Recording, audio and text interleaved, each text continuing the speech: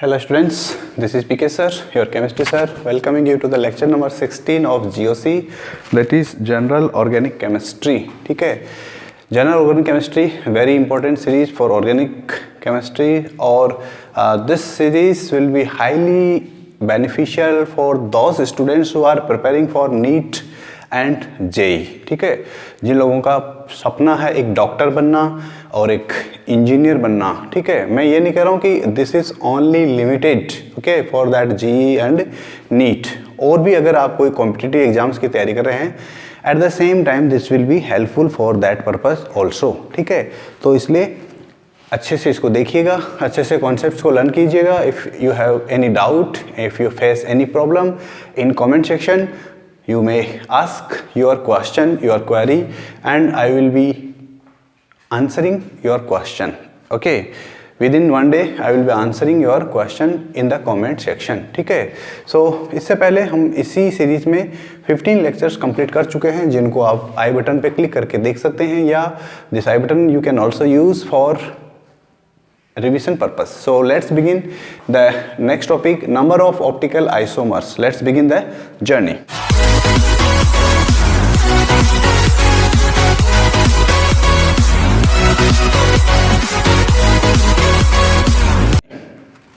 Last class में आपको याद होगा हमने बात की थी ऑप्टिकल आइसोमेराइज्म की. ऑप्टिकल आइसोमेराइज्म में हमने बहुत सी बातें की है. ठीक है, ऑप्टिकल आइसोमर क्या होता है, PPL क्या होता है, PPL को रोटेट करने की जो डायरेक्शन होती है, कोई भी मॉलिक्यूल, कोई भी कंपाउंड यानी कि जो है वो PPL को किस डायरेक्शन में मूव करता है. अब यहाँ पर डायरेक्शन की जब हम बात करते हैं तो या तो क्लॉकवाइज होगा या एंटी क्लॉकवाइज. अगर कोई मॉलिक्यूल या कोई कंपाउंड किसी PPL को अगर क्लॉकवाइज डायरेक्शन में मूव करता है तो उसको हम डेक्स्ट्रो रोटेटरी बोलते हैं. और अगर कोई कंपाउंड या मॉलिक्यूल किसी PPL को left side, that is left side नहीं, लीवो रोटेटरी यानी कि एंटी क्लॉकवाइज अगर मूव करता है, that is called that levo rotatory isomer. ठीक है, तो इस तरह से हम कह सकते हैं कि यहाँ पर दो टाइप के आइसोमर्स होते हैं, दो टाइप के isomers, dextro rotatory as well as levo rotatory. ठीक है, ये तो था एक हमारा इंपॉर्टेंट ऑब्जर्वेशन. अब देखिए ऑप्टिकल आइसोमर्स जो होते हैं उनके नोमेनक्लेचर का अगर एक कॉन्सेप्ट देखें तो आप लोगों को याद होगा लास्ट क्लास में हमने नोमेनक्लेचर के लिए 3 कॉन्सेप्ट्स की बात की थी. ऑप्टिकल जो आइसोमर्स होते हैं इनके नोमेनक्लेचर के लिए हमने 3 कॉन्सेप्ट लर्न किए थे. पहला जो था वो D और L स्मॉल वाला, फिर दूसरा तो जो था वो कैपिटल D कैपिटल L वाला, और जो थर्ड वाला था वो था RS. 3 हमने नोमेनक्लेचर के सिस्टम देखे थे लास्ट क्लास में. लास्ट क्लास में ही मैंने आप लोगों से बोला था कि जो आपका नेक्स्ट क्लास होगा उसमें मैं आपके लिए एक जैसे प्रकार से हमने ज्योमेट्रिकल आइसोमर्स जो होते हैं उनके लिए बात की थी कि उनमें ज्योमेट्रिकल आइसोमर्स में कैसे हम नंबर ऑफ आइसोमर्स कैलकुलेट करते हैं. The same thing will be discussing for this optical isomer. अब देखिए ऑप्टिकल आइसोमर्स में जो है नंबर ऑफ ऑप्टिकल आइसोमर्स को कैलकुलेट करने के लिए आपके पास 2 तरीके होते हैं. एक तो होता है मॉलिक्यूल एसिमेट्रिकल हो तब, और एक होता है जब मॉलिक्यूल क्या हो, सिमेट्रिकल हो. तो दोनों कंडीशन आपको याद रखनी है. जब जब मॉलिक्यूल एसिमेट्रिकल होता है तो उस कंडीशन में नंबर ऑफ ऑप्टिकल आइसोमर्स के लिए फॉर्मूला होता है 2 to the power n. 2 to the power n, 2 का पावर n है, जहाँ पर n का मतलब है कायरल कार्बन कितने हैं वो नंबर. एग्जाम्पल के लिए मैंने यहाँ पर लिया है इसको एक्सप्लेन करने के लिए glucose a very well known example. Glucose का स्ट्रक्चर वैसे तो आप लोग क्लास 12th में पढ़ेंगे जो बायोमोलिक्यूल्स वाला चैप्टर है वहाँ पे, पर फिर भी आपको इसके बारे में थोड़ा सा पता होना चाहिए कि ग्लूकोज जो होता है उसके अंदर अगर ग्लूकोज का फॉर्मूला देखें तो C6H12O6, ये ग्लूकोज का सिंपल सा मॉलिकुलर फॉर्मूला होता है.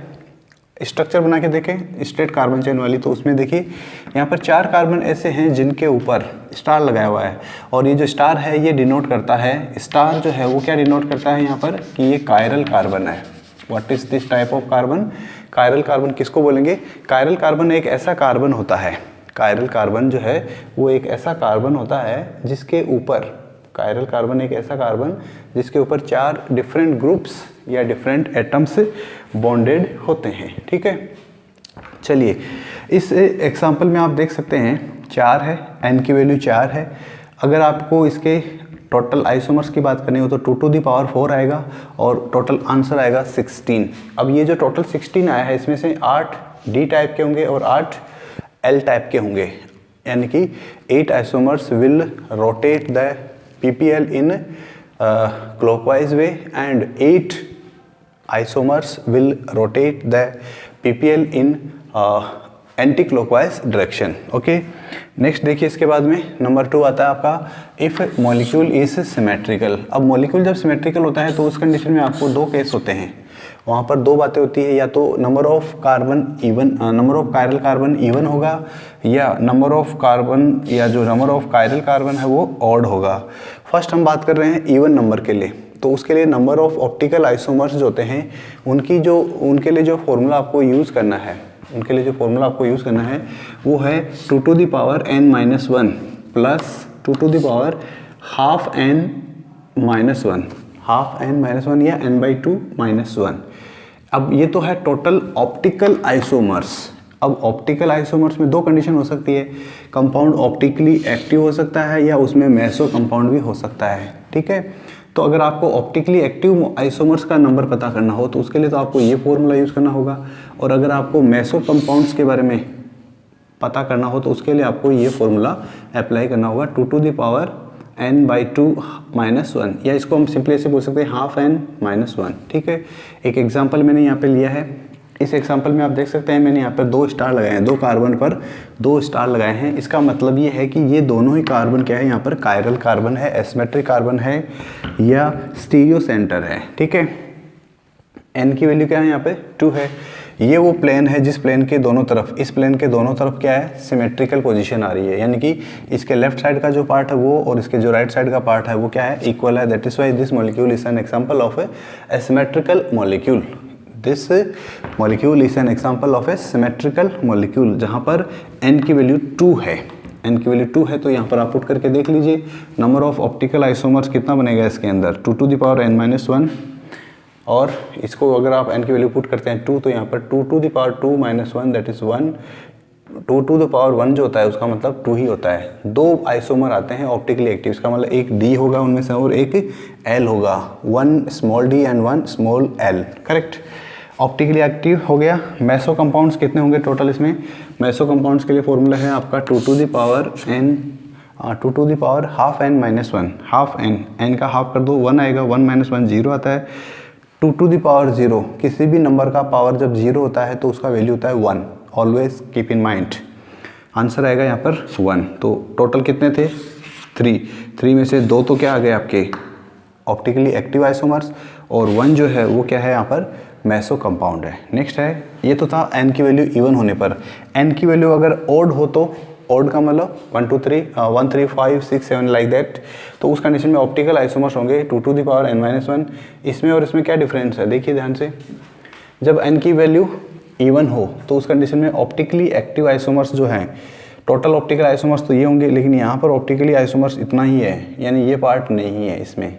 ठीक है, इवन से जब आप ऑड पे जाते हो तो ऐसा होता है। फिर ऑप्टिकली एक्टिव कितने होंगे, 2 to the power n-1 minus 2 to the power n-1 divided by 2। ध्यान रखना इसमें और इसमें फ़र्क है, इन दोनों में क्या डिफरेंस है, यहाँ पर हाफ n है फिर उसमें से -1 किया है, यहाँ पर n में से पहले माइनस किया फिर उसका हाफ किया है। करेक्ट, मेसो कंपाउंड्स, इस फॉर्मूले का ये पार्ट है वो मेसो कंपाउंड्स है, और ये वाला पार्ट है वो ऑप्टिकली एक्टिव के बारे में बताता है। अब इसका एग्जांपल, जब number of chiral carbon odd number में हो तो उस कंडीशन में देखिए आपको क्या याद रखना है। ये एग्जांपल देखिए, यहाँ पर ये कार्बन है स्टार लगाया हुआ, ये कार्बन है स्टार लगाया हुआ, लेकिन ये एक प्लेन है, एक ऐसा प्लेन है, इस प्लेन के लेफ्ट साइड में और इस प्लेन के राइट साइड में दोनों तरफ जो है नंबर ऑफ जो ये स्पीसीज हैं टोटल जो भी है उसका वैल्यू इक्वल है, तभी तो ये हमारा केस बनेगा क्या, सिमेट्रिकल मॉलिक्यूल का केस। करेक्ट, तो दोनों तरफ इक्वल है। चलिए ठीक है, इसको हम बोल सकते हैं ये एक प्लेन ऑफ सिमेट्री है। What is this, plane of symmetry. ठीक है, इसके इधर इधर इक्वल है, इसके इधर equal, left hand side and right hand side दोनों इक्वल है।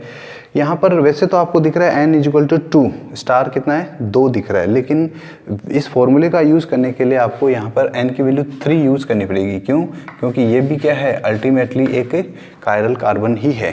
तो ये कायरल कार्बन जो है इसमें हमने इसको प्लेन ऑफ सिमेट्री में इंक्लूड कर लिया है। This carbon has been included in plane of symmetry. ठीक है, कोई दिक्कत नहीं। फॉर्मूले का यूज़ करके देखिएगा। Optically isomers total 2 to the power n-1, n की वैल्यू है यहाँ पर कितनी, n की वैल्यू ये 2 है, वो है ना, इसको ध्यान रखना, ये 3 है। इस फॉर्मूले का यूज़ करने के लिए अगर वैसे क्वेश्चन में पूछा जाए आपसे, एग्जाम में मान लीजिए मॉलिक्यूल आपको ड्रॉ करके दे दे और फिर आपसे पूछे कि how many chiral carbons are there for this compound for the calculation of optical isomers. तो अगर आपको बता दें कि ऑप्टिकल आइसोमर्स का कैलकुलेशन करने के लिए आपको कितने कायरल कार्बन्स याद रखने इसमें, तब तो 2 आंसर आएगा।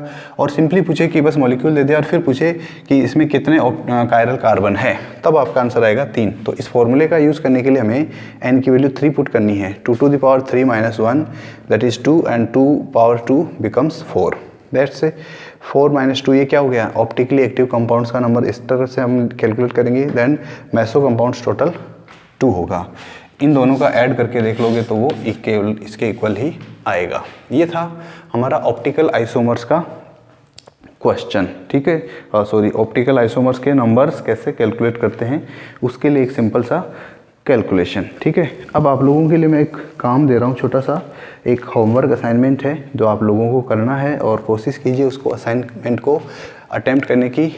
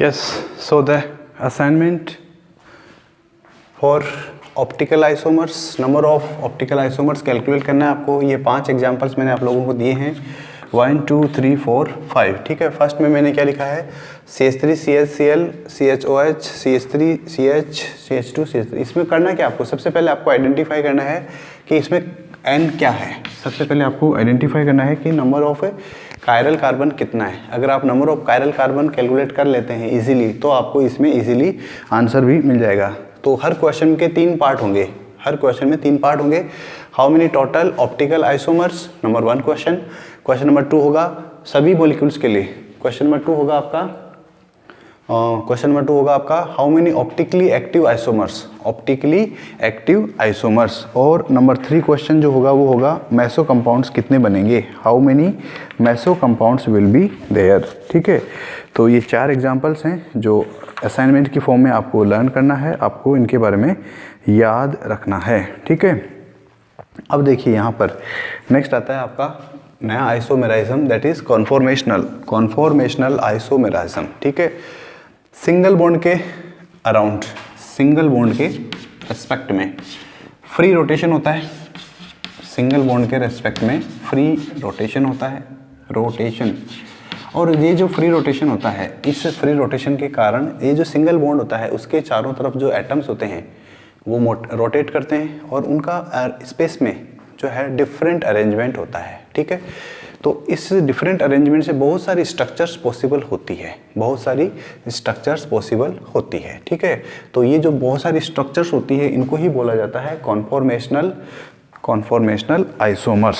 क्या बोला जाता है इनको, कॉन्फॉर्मेशनल आइसोमर्स। ठीक है, यहाँ पर आपको एग्जाम्पल याद रखना है ईथेन के कॉन्फॉर्मेशनल आइसोमर्स, ईथेन के कॉन्फॉर्मेशनल आइसोमर्स। एग्जाम्पल डेफिनेशन मैंने आपको बताई दी, डिफरेंट अरेंजमेंट, डेफिनेशन चलिए लिख लीजिए आप लोग, different arrangement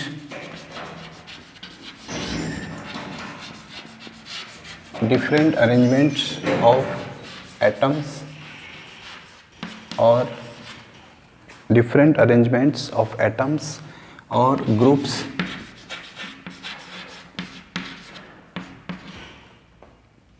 in the space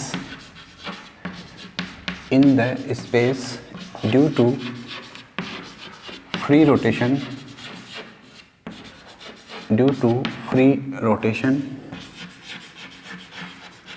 around a single bond। Single bond का मतलब कार्बन कार्बन सिंगल बॉन्ड की बात कर रहा है। डिफरेंट अरेंजमेंट्स ऑफ एटम्स और groups in the space due to free rotation around a single bond is called conformational isomerism, and the compounds which have different arrangements they are called conformational isomers। Carbon की बात करें, ये है आपका example ethene, और ये ethane जो है इस इथेन के अंदर ये सिंगल बॉन्ड है, सिंगल बॉन्ड के रेस्पेक्ट में फ्री रोटेशन होता है, यहाँ पर फ्री रोटेशन। ठीक है, स्ट्रक्चर्स कैसे बनेंगे ये आपको ऐसे बनाना है, एक सिंगल लाइन खींची हुई है, और इस सिंगल लाइन के दोनों एंड पर एक कार्बन है दूसरा कार्बन है। ठीक है, यहाँ पर जो हाइड्रोजन एटम होंगे उन हाइड्रोजन एटम्स का डिफरेंट अरेंजमेंट होगा।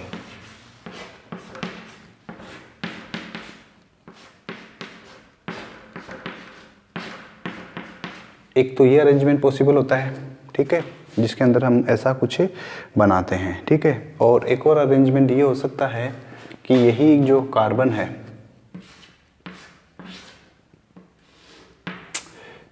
एक ऐसा बना ले,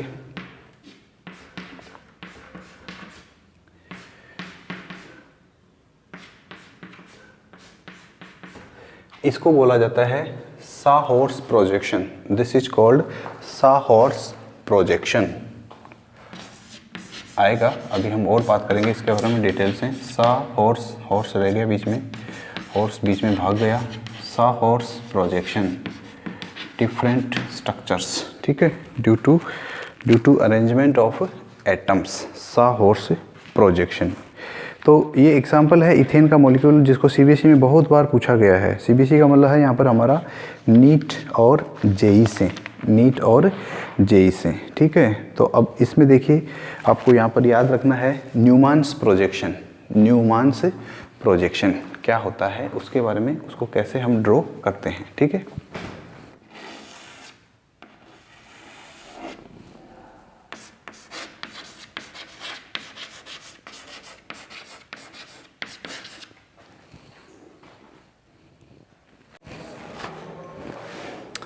यस, नाउ सी न्यूमान्स प्रोजेक्शन। ठीक है, क्या होता है देखिए, ये एक स्ट्रक्चर है, आपको पता है, ये हम बात कर रहे हैं CH3 की, दैट इज इथेन। इथेन जिसके अंदर 2 कार्बन है।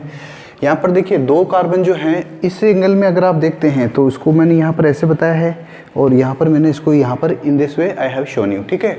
अगर इन कार्बन को यहाँ से ऐसे जो रखे हुए हैं उनको उठा के अगर आप ऐसा कर देते हैं सामने की तरफ, जस्ट इस तरह से देखिए आप, इसको ऐसा रखा हुआ है ये, ठीक है, ये ऐसा रखा हुआ है, तो इसमें से जो आपको सर्किल दिख रहा है जो पीछे का कार्बन को रिप्रेजेंट करता है, दैट इज रियर कार्बन, पीछे वाला कार्बन जो है उसको, और जो ये डॉट दिख रहा है आपको, ये डॉट जो है वो फ्रंट कार्बन को यहाँ पर डिनोट करता है, ठीक है, फ्रंट कार्बन। अब यहाँ पर ये जो हाइड्रोजन है, 2 टाइप के हाइड्रोजन होंगे, कुछ हाइड्रोजन दैट इज 1 2 3 जो हाइड्रोजन है वो पीछे वाले कार्बन से बॉन्डेड है इस कार्बन के साथ, और जो सामने वाला हाइड्रोजन होंगे वो इस कार्बन वाले से होंगे, ठीक है। तो फर्स्ट स्ट्रक्चर जो यहाँ पर बनती है, ये जो फर्स्ट स्ट्रक्चर है, जब इस फर्स्ट स्ट्रक्चर को अगर आप रोटेट करते हैं 360 डिग्री पर, सॉरी ओनली 60 डिग्री पर रोटेशन कर देते हैं, तो ये स्ट्रक्चर जो है वो इसमें चेंज हो जाती है। यहाँ पर ये जो एंगल होता है, ये जो एंगल होता है, ये होता है 60 डिग्री। कितना होता है ये? 60 डिग्री, ठीक है। तो ये स्ट्रक्चर बनती है सेकेंड स्ट्रक्चर। अब देखिए फर्स्ट स्ट्रक्चर में और सेकेंड स्ट्रक्चर में क्या डिफरेंस है। यहाँ पर डिफरेंट है सिर्फ इनका arrangement of hydrogen atoms in the space around the single carbon bond. Single जो कार्बन का बॉन्ड है इसकी बात कर रहे हैं हम। तो फर्स्ट वाला जो केस होता है इसको देखें तो यहाँ पर कार्बन हाइड्रोजन का जो बॉन्ड लेंथ होता है, कार्बन हाइड्रोजन का जो बॉन्ड लेंथ होता है वो मिनिमम होता है। बॉन्ड क्या होता है? मिनिमम होता है। और जब बॉन्ड लेंथ बहुत कम होता है तो उसमें क्या होगा, जो आपके सिग्मा बॉन्ड के जो इलेक्ट्रॉन होंगे, सिग्मा बॉन्ड के जो इलेक्ट्रॉन होंगे उनके अंदर रिपल्शन मैक्सिमम होगा। उनके अंदर क्या होगा? रिपल्शन मैक्सिमम होगा। अब जब रिपल्शन मैक्सिमम होता है तो आपको उसमें पता है कि रिपल्शन और स्टेबिलिटी के अंदर एक रिलेशनशिप है। जितना ज़्यादा रिपल्शन होगा उतना स्टेबिलिटी कम होगा। यहाँ पर अगर मिनिमम मैक्सिमम रिपल्शन है, मैक्सिमम कंपैरिजन हम इसके साथ कर रहे हैं, इसलिए जितना ज़्यादा रिपल्शन स्टेबल जो है उतना ही कम होगा, ठीक है। And the next one is eclipsed form. Eclipsed form, so eclipsed form बोलते हैं इसको। ये जो फर्स्ट फॉर्म है इसको क्या बोला जाता है? एक्लिप्स्ड फॉर्म, ठीक है। उम्मीद है आपको ये याद रहेगा। इसको जब आप 60 डिग्री रोटेशन कर देते हैं then the structure this is form is called staggered form. This is called staggered form, ठीक है। और स्टैगर्ड फॉर्म जो होती है वो मैक्सिमम स्टेबल होती है। हम कंपेरिजन कर रहे हैं, एक जगह हम बोल रहे हैं मिनिमम स्टेबल, एक जगह बोल रहे हैं हम मैक्सिमम स्टेबल। तो ध्यान रखिएगा इन दोनों के बीच में जो है इनफाइनाइट स्ट्रक्चर्स होती है। इन दोनों की जो स्ट्रक्चर है, फर्स्ट स्ट्रक्चर और स्ट्रक्चर सेकंड के बीच में इनफाइनाइट स्ट्रक्चर्स होती है जिनको हम स्क्यू फॉर्म या गॉस फॉर्म बोलते हैं, ठीक है। क्या बोलते हैं इनको? हम स्क्यू फॉर्म और गॉस फॉर्म बोलते हैं, ठीक है। अब यहाँ पर कुछ वर्ड्स हैं, कुछ इंपॉर्टेंट पॉइंट्स हैं। एक पहला पॉइंट तो ये है कि इनके स्टेबिलिटी का ऑर्डर बताना है आपको, ठीक है। स्टेबिलिटी का ऑर्डर, तो स्टेबिलिटी का ऑर्डर बताने के लिए आपको याद रखना है हमेशा एक, क्या याद रखना है? ये है स्टैगर्ड फॉर्म। स्टैगर्ड फॉर्म जो है वो सबसे ज़्यादा स्टेबल होती है। स्टैगर्ड फॉर्म सबसे ज़्यादा स्टेबल होती है। बीच में आती है आपकी जितनी भी स्क्यू या गॉश फॉर्म आती है, और ये वाला जो फॉर्म है इक्लिप्स्ड वो सबसे कम स्टेबल होता है। इक्लिप्स्ड, ये है इनका स्टेबिलिटी का ऑर्डर, ठीक है। ये किसका ऑर्डर है? इनकी स्टेबिलिटी का ऑर्डर। जब मॉलिक्यूल इस फॉर्म में प्रेजेंट होते हैं, ये जो आइसोमर्स होते हैं जब ये इस टाइप में प्रेजेंट होते हैं तो इसको हम बोलते हैं what is this called? Stability form, ठीक है। ये एग्जांपल था इथेन का। अब एक और एग्जांपल है ब्यूटेन का, कि ब्यूटेन के अंदर हम कॉन्फॉर्मेशनल आइसोमर्स कैसे ड्रॉ करें, how to draw conformational isomers in butane. तो बहुत ही इंपॉर्टेंट है, अच्छे से उसको आप समझिएगा। वेरी इंपॉर्टेंट क्यों है? क्योंकि एग्जाम में पूछा जाता है। Frequently this is asked in exam. Frequently this is asked in exam.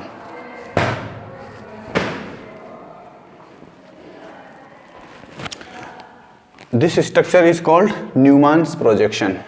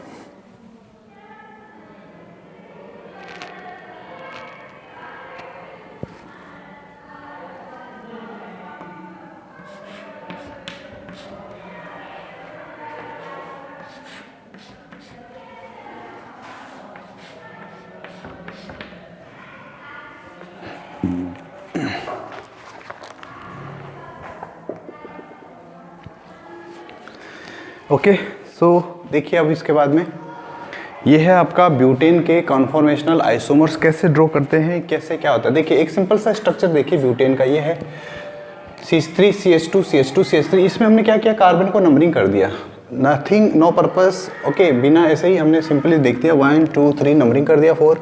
अब देखिए यहाँ पर जो है कार्बन, जैसे मान लीजिए ये है आपका एक मॉलिक्यूल, करेक्ट, और उसके अंदर हमने ऐसे 4 पीस लगा दिए, ठीक है, एक कार्बन, दूसरा कार्बन, तीसरा कार्बन, फोर्थ कार्बन, ठीक है। C1 और C2 के बीच में जब फ्री रोटेशन होता है, जैसे मान लीजिए ये तो एक पूरा कार्बन जो है, इसको यहाँ तक इतना जो बड़ा है 2 से लेके 4 तक का, तो इसको डिनोट कर रहा है। और अगर ये वाला जो है वो C1 को यानी कि फर्स्ट वाले कार्बन को डिनोट करता है, तो इसके सामने ये है फर्स्ट, ठीक है।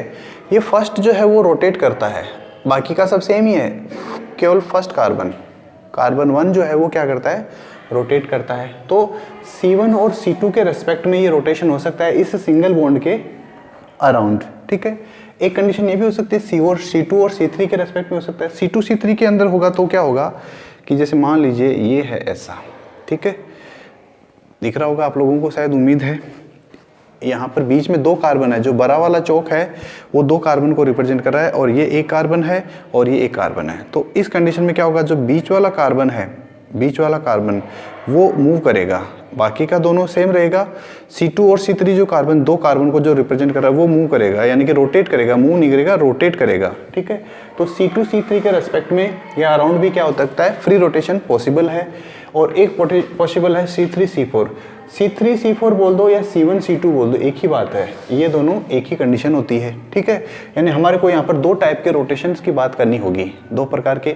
फर्स्ट मान लीजिए मैं बात कर रहा हूँ with respect to C1 C2, आप इसको चाहो तो C1 C2 बोल दो, या आप चाहो तो इसको C3 C4 बोल दो, एक ही बात है। C1 C2 इसको हम ऐसे लिख सकते हैं, C1 C2 कैसे, इस कार्बन पे देखिए 3 हाइड्रोजन है, ये 3 हाइड्रोजन है। C2 कार्बन ये वाला कार्बन है, इसके ऊपर 2 हाइड्रोजन है, और एक ये बड़ा इथाइल ग्रुप है, ये इथाइल ग्रुप है, इसको ऐसे लिखा। अब जब आप इसको ऐसे ड्रॉ करते हैं, ठीक है, तो ये बड़ा वाला जो सर्किल है वो कौन सा वाला बताएगा, फ्रंट कार्बन को, रियर कार्बन पीछे वाला कार्बन जो है उसके बारे में बताएगा ये, ठीक है। ये वाला जो सर्किल है वो बताएगा कि ये रियर पीछे वाला कार्बन है, ठीक है। और ये जो बीच में डॉट दिख रहा है आप लोगों को, ये जो डॉट दिख रहा है, this dot denotes the front carbon, ठीक है। फ्रंट कार्बन के ऊपर आपको देखना है 3 हाइड्रोजन लगे हुए हैं, ये जो फ्रंट कार्बन है इसके ऊपर 3 हाइड्रोजन लगे हुए हैं, और पीछे वाला जो कार्बन है उसके ऊपर, इस पीछे वाले कार्बन यानी कि C2 कार्बन पर 2 हाइड्रोजन और एक इथाइल ग्रुप और 2 हाइड्रोजन।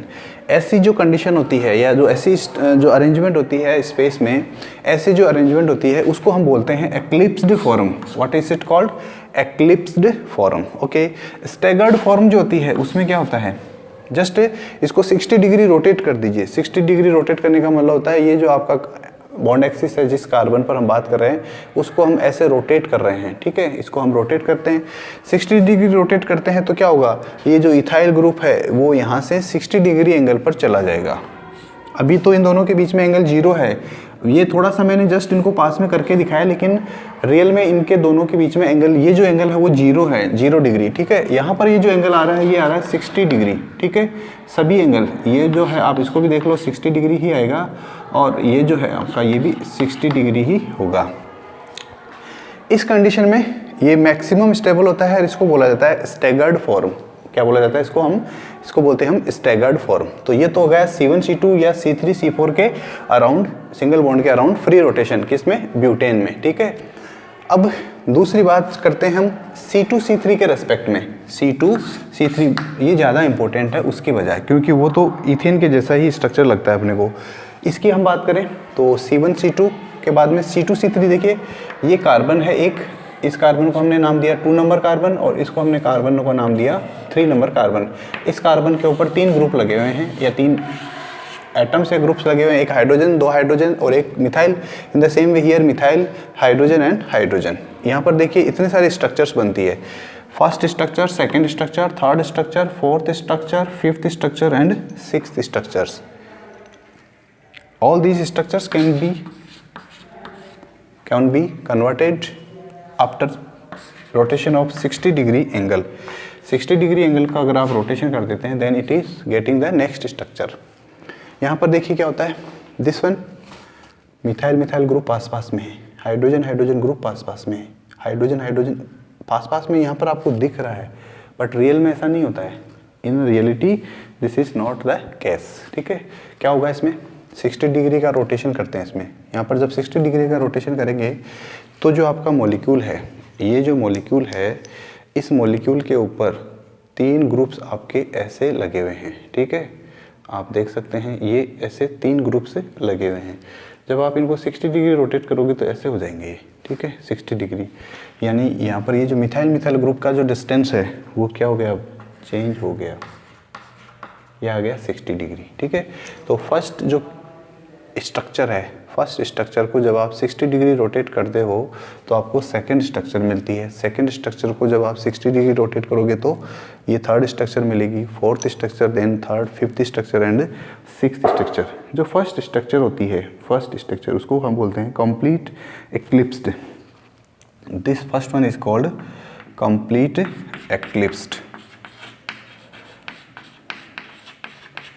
कंप्लीट एक्लिप्स्ड, पूरी तरह से ये एक्लिप्स्ड है। ठीक है, सेकंड स्ट्रक्चर जो है उसको क्या बोलेंगे, सेकंड स्ट्रक्चर जो होती है वो आपकी सिक्स्थ स्ट्रक्चर के जैसी ही होती है। सेकंड स्ट्रक्चर और सिक्स्थ स्ट्रक्चर सेम होती है and they are called partial staggered. Second is equal to 6, that is equal to partial staggered. Staggered form का नाम है। ठीक है, इसको हमने नाम दिया है स्टैगर्ड फॉर्म। फर्स्ट हो गई, सेकंड हो गई, थर्ड की बात करें, थर्ड स्ट्रक्चर, जो थर्ड स्ट्रक्चर है उसको हम बोलते हैं पार्शियल इक्लिप्स्ड। थर्ड जो स्ट्रक्चर है उसको हम क्या बोलते हैं, पार्शियल इक्लिप्स्ड। थर्ड और जो फिफ्थ है, थर्ड और जो फिफ्थ है वो दोनों सेम स्ट्रक्चर होती है, थर्ड एंड फिफ्थ इक्वल होती है। इनको हम बोलते हैं पार्शियल इक्लिप्स्ड, पार्शियल इक्लिप्स्ड। ठीक है, पार्शियल इक्लिप्स्ड बोला जाता है। और जो कंप्लीट स्टैगर्ड जो होती है उसको हम बोलते हैं नंबर 4 को। नंबर 4 कौन सी है, ये वाली, इसको हम बोलते हैं कंप्लीट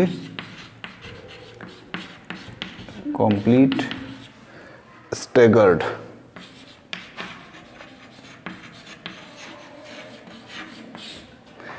ये है इसके नाम, डिफरेंट जो इसके फॉर्म्स होती हैं उनके नाम होते हैं। स्टेबिलिटी की बात कर लीजिए, तो स्टेबिलिटी की बात करेंगे तो सबसे ज़्यादा स्टेबल कौन सा होता है, आपको बताना होगा कि उस समय जब सबसे ज़्यादा स्टेबिलिटी होगी, जब आपको यहाँ पर याद करना होगा इथेन वाला एग्जाम्पल था, इनमें बताया था मैंने इथेन में कि जो स्टैगर्ड फॉर्म होती है, अब यहाँ पर तो स्टैगर्ड देखिए कितनी सारी है, ये लिखा हुआ है पार्शियल स्टैगर्ड, यानी कि ये वाली भी स्टैगर्ड है और ये वाली भी स्टैगर्ड है। एक staggered, 2 staggered and then third staggered. अब इनमें से सबसे ज़्यादा स्टेबल कौन सा है, तो जो कंप्लीट स्टैगर्ड है वो सबसे ज़्यादा स्टेबल होता है। ठीक है, इक्लिप्स्ड की बात करें तो इक्लिप्स्ड कौन सा वाला स्टेबल होगा, फर्स्ट वाला भी इक्लिप्स्ड है। ओके, और उसके बाद में थर्ड और फिफ्थ जो है, फर्स्ट, थर्ड एंड फिफ्थ, ये तीनों क्या है, इक्लिप्स्ड है। कौन सा वाला सबसे ज़्यादा स्टेबल होगा, कौन सा वाला इनमें से सबसे ज़्यादा होगा, तो आपको याद रखना है यहाँ पर सबसे कम और सबसे ज़्यादा के बारे में। ठीक है, यानी इक्लिप्स्ड, स्टैगर्ड, अब फिर उनके बीच में आ जाते हैं पार्शियल स्टैगर्ड और पार्शियल इक्लिप्स्ड। ठीक है, इनका जो ये स्टेबिलिटी का ऑर्डर होता है वो सबसे ज़्यादा इम्पोर्टेंट होता है। ठीक है, जो इसका कंप्लीट स्टैगर्ड फॉर्म होता है इसको एंटी फॉर्म भी बोला जाता है। This is also called antiforum। एंटीफॉर्म क्या बोला जाता है इसको, एंटीफॉर्म भी बोला जाता है। क्वेश्चन इससे रिलेटेड कैसा पूछा जाएगा, आपसे सिंपल सा क्वेश्चन पूछा जाएगा कि जब हम उसके ड्रॉ करते हैं, क्या करते हैं हम, जब ब्यूटेन के कॉन्फॉर्मेशनल आइसोमर जो ड्रॉ करते हैं तो उनमें से आपको स्टेबिलिटी का ऑर्डर पूछा जा सकता है, या आपसे पूछा जा सकता है कि 4 डायग्राम दे देगा आपको, कोई भी 4 स्ट्रक्चर बना के दे देगा इन चारों में से, इन 6 में से 1 2 3 4 5 6 में से, और फिर पूछेगा आपसे कि which of the following is anti form, which of the following is anti form. तो ध्यान रखिएगा जो आपका स्ट्रक्चर नंबर 4 है, this structure number 4 is called complete staggered. एक चीज़ और बता दूं मैं यहाँ पर, this structure are specifically for NEET and JEE. अच्छे से तैयार कर लीजिएगा नीट और जेई के लिए। क्वेश्चन यहाँ से पूछा जा सकता है, क्वेश्चन यहाँ पर पूछा जा सकता है, ठीक है।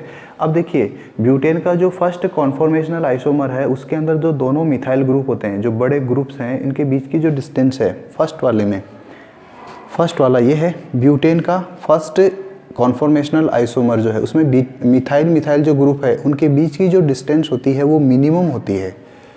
आप लोगों को ऐसा लग रहा है कि ये दोनों पास पास में इसलिए डिस्टेंस यहाँ पर मिनिमम है, नहीं, ऐसा कारण नहीं है। कारण ये है, ये मान लीजिए आप एक स्ट्रक्चर है, ठीक है, एक कार्बन है और ये है इसका एक मिथाइल ग्रुप इसके और एक दूसरा मिथाइल ग्रुप ये है, ठीक है। जब ये दोनों ग्रुप ऐसे प्रेजेंट होते हैं तो एक तो ये कंडीशन होती है, ठीक है, और इस कंडीशन में इनकी दोनों की डिस्टेंस मिनिमम होती है। एक कंडीशन ये हो सकती है कि मिथाइल ग्रुप ऐसा आ जाए नीचे, इस कंडीशन में इनकी जो डिस्टेंस होगी, दोनों मिथाइल ग्रुप्स की जो डिस्टेंस होगी वो क्या होगी, मैक्सिमम होगी, ठीक है। तो ये केस कौन सा वाला है, जिसके अंदर मिथाइल ग्रुप के बीच में जो डिस्टेंस है वो क्या है, मिनिमम है।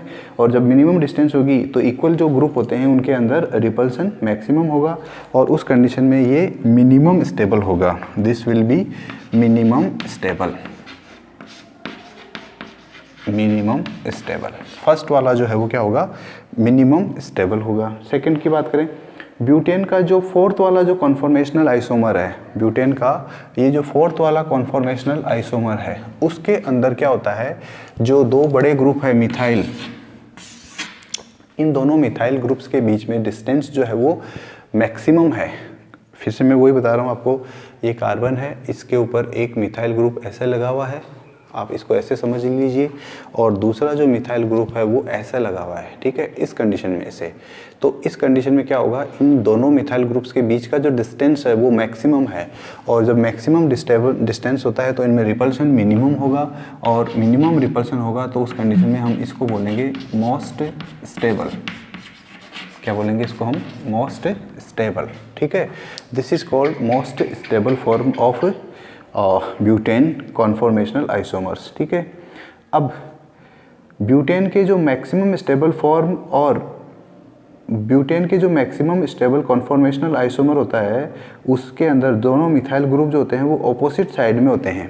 देखिए यहाँ पर देख सकते हैं आपको, ब्यूटेन का जो मैक्सिमम स्टेबल या मोस्ट स्टेबल जो है कॉन्फॉर्मेशनल आइसोमर, उसके अंदर मिथाइल ग्रुप जो है दोनों, उनके बीच का जो डिस्टेंस है वो मैक्सिमम है और दोनों ऑपोजिट साइड में होते हैं, दोनों ऑपोजिट साइड में होते हैं, तो इसलिए इसको एंटी फॉर्म भी बोला जाता है। This is also called anti form because the methyl groups present in this structure are present very far, ठीक है, इनका जो डिस्टेंस है that is very much, that is Y.